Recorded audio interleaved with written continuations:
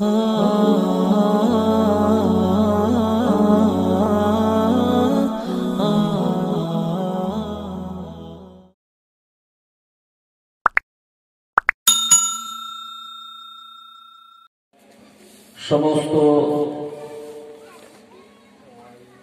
মুরব্বী আব্বাজানেরা, জোয়ান যুবকেরা, ছেলেরা, বাচ্চারা, আমি সকলকেই মাইকের মাধ্যমে দাওয়াত দিচ্ছি। আপনারা সকলে অল্পক্ষণ সময়ের জন্য এই পবিত্র দোয়ার মজলিসে চলে আসুন। বেশিক্ষণ হবে না, জোহর পর্যন্ত হবে ইনশাআল্লাহ। তাই আপনারা অযথা সময় নষ্ট না করে, ঘোরাফেরা না করে সবাই সেই পাক মাহফিলে বসে। বিশেষ করে আজকে আমরা জানার উদ্দেশ্য করে এই জায়গাতে আসবো বা বসবো, তিনি আপনাদের গ্রামের একজন সুযোগ্য, সৎ, চরিত্রবান, ন্যায়নিষ্ঠ, তানার মধ্যে খোদাভীরুতা, তানার মধ্যে দিনদারিতা, তানার মধ্যে পরহেজগারিতা, আমরা যে জাহিরি দিক দিয়ে যে লক্ষ্য করেছি, সেই দিক দিয়ে আমি আপনাদেরকে বলবো যে তিনি একজন আল্লাহ পাকের হাফিজে কোরআন। তানার সিনাই ছিল মরহুম আলহাজ ইয়াকুব আলী সাহেব, আপনারা সকলেই অবগত আছেন। আজকে তানারই ছোট সন্তান, তানারই ছোট ছেলে জনাব হযরত মাওলানা হাফিজ মাহফুজুর রহমান সাহেব, তিনি তানার সেই আব্বার জায়গায় চিলাডাঙ্গিতে ইমামতি করছেন। আপনারা সকলেই কম বেশি জানেন। আজকে এর কথা যদি বলতে হয় বা যদি বলি, বলাটা খুব আমার জন্য কম হয়ে যাবে, আমি তার কথা বলে শেষ করতে পারবো না। তথাপিও আমি আপনাদের কাছে বলবো যে আপনারা অযথা সময় নষ্ট না করে সবাই সেই পাক মাহফিলে বসে।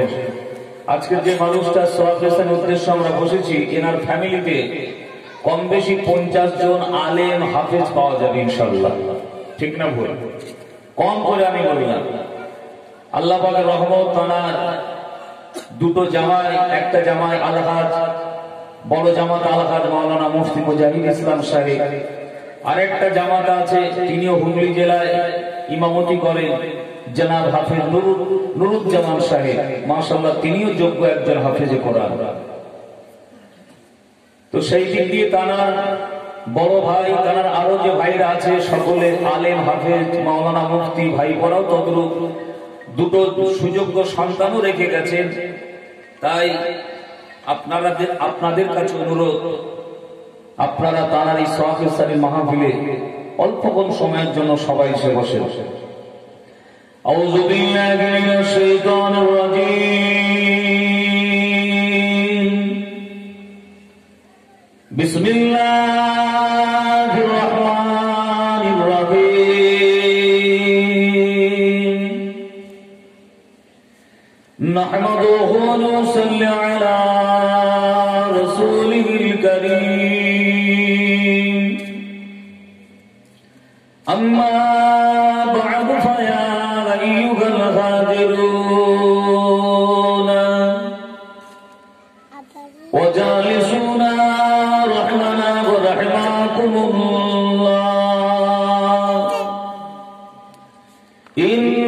ইন্নাল্লাহা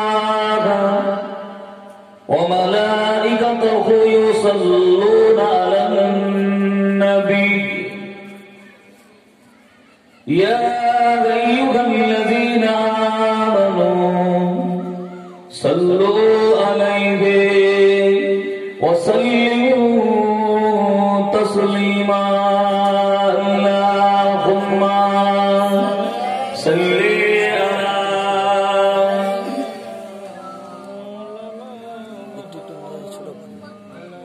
ওয়া আলা আলি সাইয়্যিদিনা।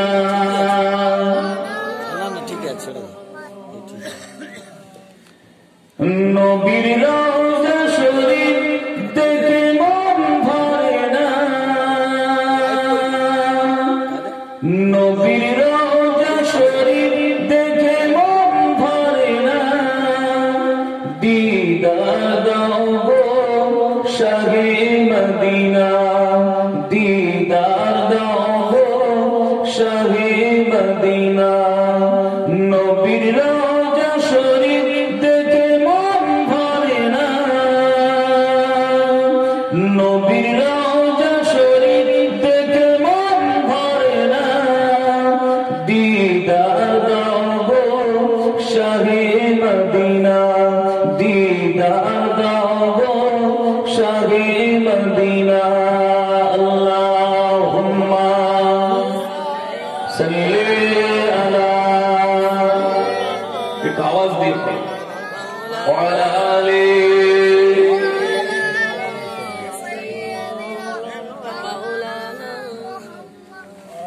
कलिमा ला इलाहा इल्लल्लाह ला इलाहा इल्लल्लाह ला इलाहा इल्लल्लाह मुहम्मदुर रसूलुल्लाह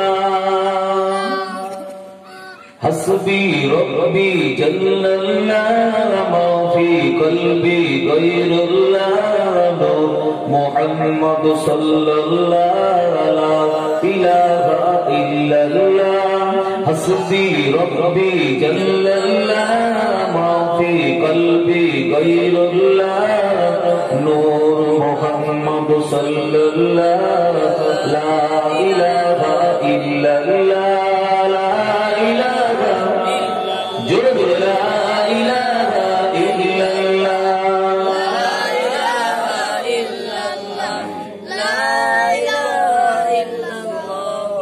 मुहम्मदुर रसूलुल्लाह तुम्हार इशाराय सूरज ओठे तुम्हार इशाराय चंद ओठे तुम्हार इशाराय सूरज ओठे तुम्हार इशाराय चंद ओठे তুমি যে মোদের মহান আল্লাহ লা ইলাহা ইল্লাল্লাহ হাসবি রব্বি जल्लल्लाह मा फी कल्बी गैरुल्लाह नूर मुहम्मद सल्लल्लाह ला इलाहा इल्लल्लाह ला इलाहा जो ला इलाहा इल्लल्लाह ला इलाहा इल्लल्लाह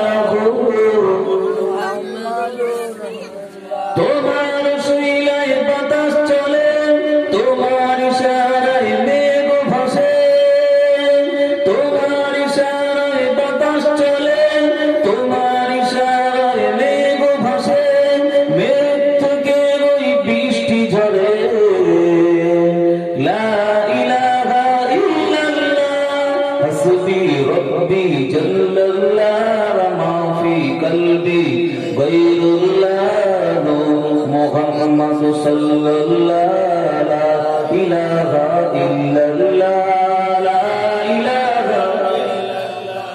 ला इलाहा इल्लल्लाह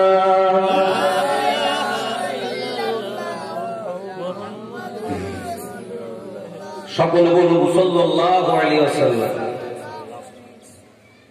শ্রদ্ধেয় সম্মানিত গাজীপুর গ্রামে জামে মসজিদে পেশ ইমাম সাহেব হুজুর বিশেষ করে আমি কটা আলেম হাফেজের নাম বলবো সমস্ত এই গাজীপুর গ্রামের এবং সমস্ত মরহুম আল্লাহর হাফেজ ইয়াকুব আলী সাহেবের সুযোগ্য সন্তান থেকে শুরু করে জামাতা থেকে শুরু করে সমস্ত উলামায়ে কেরামগণ ফাজে কেরাম তলাবায়ে নিজাম সম্মুখে বসে থাকা এই গ্রামে এই পাড়ার এই মহল্লার এই সমাজে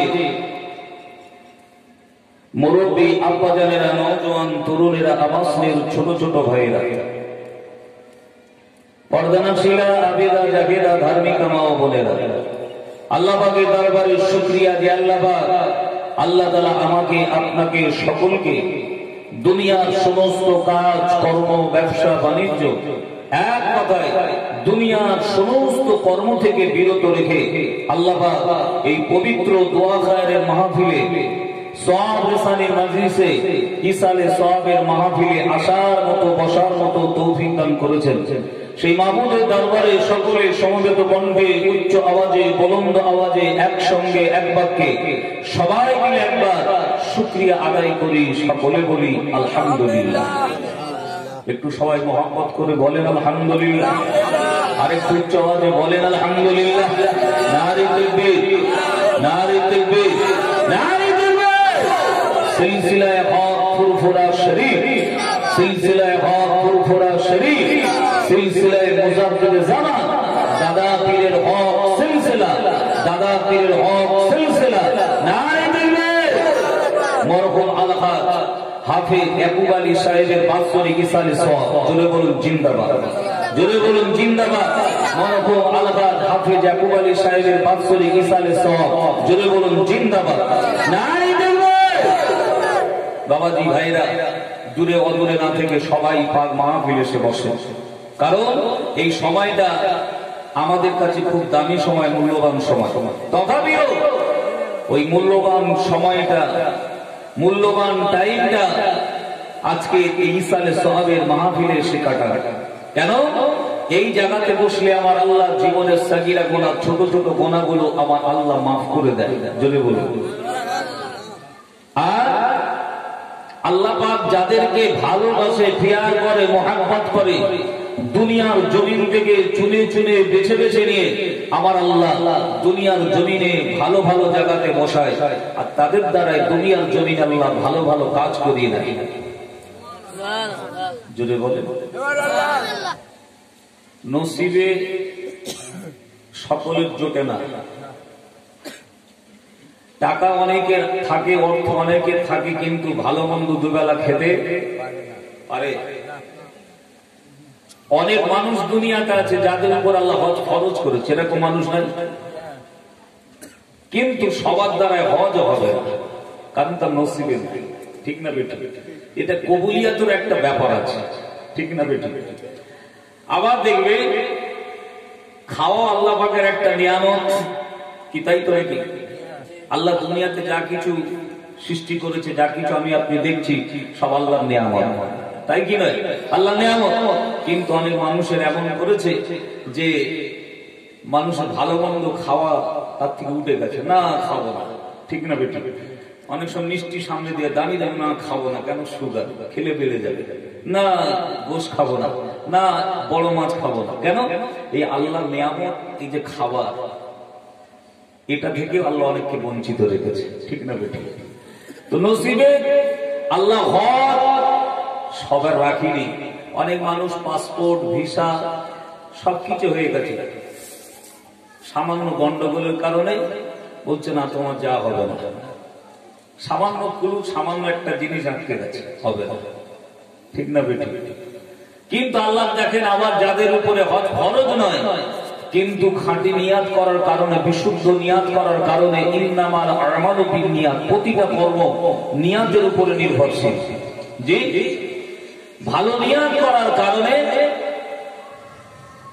আল্লাহ তাআলা ওই বান্দা, ওই বান্দি হজটা আমার আল্লাহ করিয়ে নিয়েছে। একবার জোরে বলুন, কি নিয়েছে না নেয়নি? আমাদের সামনে দেখা, আমাদের রামনগরে বাড়ি আলহাজ মাওলানা মুফতি নাসিরউদ্দিন সাহেব, ঠিক কিনা? জোরে বলেন। কিন্তু দেখেন, গরিব মানুষ হলে কি হবে? হজ করে চলে এসেছে, ছেলে মেয়ে, আপনার ছেলে অনেক মেয়েদেরও বিয়ে দিয়েছে। আবার দেখেন, জানার উদ্দেশ্য করে আজকে সওয়াব রেসালি মাহফিল, মরহুম আলহাজ ইয়াকুব আলী সাহেব। বিগত 5 বছর 10 বছর যদি পিছিয়ে যান, অবস্থা এত ভালো ছিল। এখন আল্লাহ তাআলা ছেলেরা যোগ্যতা হয়েছে, তারা একটা জায়গায় আল্লাহ পাক তাদেরকে দাঁড় করিয়েছে। দোয়া করি আমরা সবাই, আল্লাহ পাক যেন তার এই 3 সন্তানের আল্লাহ পাক যেন রুজি রোজগারের কিসমত আল্লাহ বরকত দান করেন, বলুন আমিন।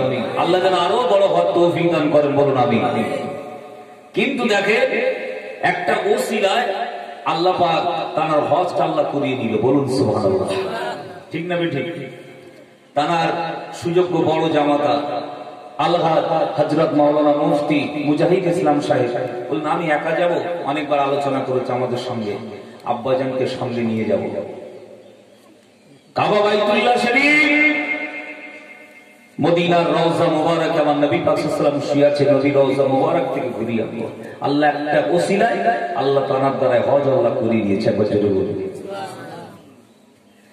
প্যারা মুসলমান নবী ভাইরা নজরেরা নবী পাকের উম্মত উম্মতিরা, ও আল্লাহর বান্দা বান্দিরা শুয়ে গেদাও জেনে গেদাও, পৃথিবী জমিন আল্লাহ পাক আমাকে আপনাকে পাঠিয়েছেন, পৃথিবী জমিন আল্লাহ পাক এমনি করে বেকার করে আমাদের পৃথিবী জমিন আল্লাহ পাক পাঠায়নি গো। আমার আল্লাহ পাকের একটি রাত আছে, আল্লাহ পাকের তামান্না আছে, মকসুদ আছে। আমার আল্লাহ পাক পৃথিবী জমিন আমাকে আপনাকে কেন পাঠালেন, কি জন্য পাঠালেন, আমি আপনি মুসলমান একবারও কি ভেবে দেখেছি, চিন্তা করেছি? ও নজরেরা, ও যুবকেরা, মুরব্বিয়ানেরা, আমার আল্লাহ পাক জানিয়ে দিলেন পৃথিবীর মানুষেরা শুনে দাও, জেনে রেখে দাও, আমি আল্লাহ পাক তোমাদেরকে পৃথিবী জমিনে এই জন্য পাঠিয়েছি, ওমা খালাকতুল জিন্না ওয়াল ইনসা ইল্লা লিয়াবুদুন। আমি আল্লাহ পাক জিনা ইনসান এই দুটো জাতিকে পৃথিবীর জমিনে পাঠিয়েছি কেবলমাত্র আমি আল্লাহ আমার ইবাদত বন্দেগী করার জন্য। জোরে বলুন আরো জোরে, আল্লাহ পাক অনলি ফর কেবলমাত্র ইবাদত বন্দেগী করার জন্য আল্লাহ পাঠিয়েছে। আর কেন পাঠিয়েছে? ইবাদত বন্দেগী করার পাশাপাশি দুনিয়াতে কিছু হক আমাকে আপনাকে আদায় করতে হবে। হকটা কি? শুধু ইবাদত বন্দেগী, নামাজ, রোজা, তাসবিহ, তাহলিল, হজ, যাকাত, দান, খয়রাত এখানে শেষ নয়। কি গো শেষ? কথা বলে এখানে শেষ নয়। পাশাপাশি কি? আব্বা জানের হক, আম্মা জানের হক, ভাইয়ের হক, বোনের হক, জি ভাইপোর হক, পাড়া প্রতিবেশী একে অপরের হকটাও আদায় করতে হবে। নচেত ময়দানে মাহশরে কঠিন মুসিবতের দিনে আল্লাহ পাকের দরবারে হিসাব দিতে হবে। আল্লাহ পাক হিসাব নেবে কি নেবে না? প্রত্যেকটা আল্লাহ পাক হিসাব নেবে। তবে কি জানেন, পৃথিবীর জমিনে আল্লাহ আমাদেরকে মানব করে, ইনসান করে, আশরাফুল মাখলুকাত করে আল্লাহ দুনিয়াতে পাঠিয়েছে। আমার আল্লাহ পাক বললেন ওয়াসাখখারা লাকুম মা ফিস সামাওয়াতি ওয়াল আরদ, আসমান আর জমিনে আমার যত সৃষ্টি জীব আছে, মাখলুক আছে, আমি আল্লাহ সব তোমাদের জন্য গোলাম বানিয়ে দেব, তাবে বানিয়ে দেব, চাকর বানিয়ে দেব, যদি তোমরা আমি আল্লাহ আমার গোলামতি করো, দাসত্ব স্বীকার করো, পাইরবি করো। আমি আল্লাহ আমাকে রুকু দাও, সিজদা দাও, কুল মাখলুক আমি আল্লাহ তোমাদের জন্য গোলাম বানিয়ে দেব। জোরে বলেন, একটু জোরে বলেন না, আর একটু মন খুলে বলেন না। উদ্দেশ্য কি? একটু সামনের দিকে আগিয়ে আসে, একটু আগিয়ে আসে। তাহলে গোলামতি করবো কার? বাবু একটু কথা বলেন। গোলামতি করবো কার? আল্লাহ। দাসত্ব স্বীকার করবো কার? পয়রবি করবো কার? রুকু দেব কার? সিজদা দেব কার? রুকু দেব আল্লাহর জন্য, সিজদা দেব আল্লাহর জন্য। প্যারা মুসলমান বাবাজি ভাইরা, নওজোয়ান তরুণ যুবকেরা, মুরব্বিয়ানেরা,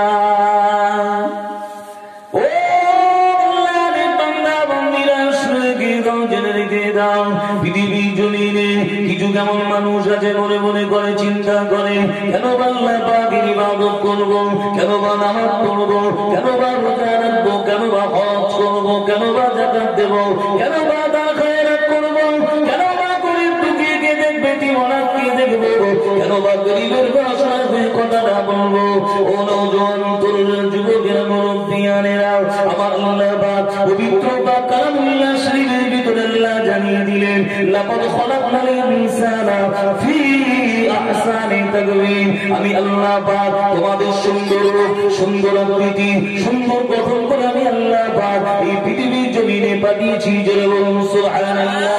আমি আল্লাহ পাক তোমাদেরকে মাথা থেকে নিয়ে পা পর্যন্ত একটা একটা পাশ, একটা একটা অঙ্গ প্রত্যঙ্গ সাজিয়ে গুছিয়ে আমি আল্লাহ পাক পূর্ণাঙ্গ মানুষ রূপে আমি আল্লাহ দুনিয়া করতে পাঠিয়েছি। জোরে বলুন সুবহানাল্লাহ, আরো জোরে বলুন সুবহানাল্লাহ।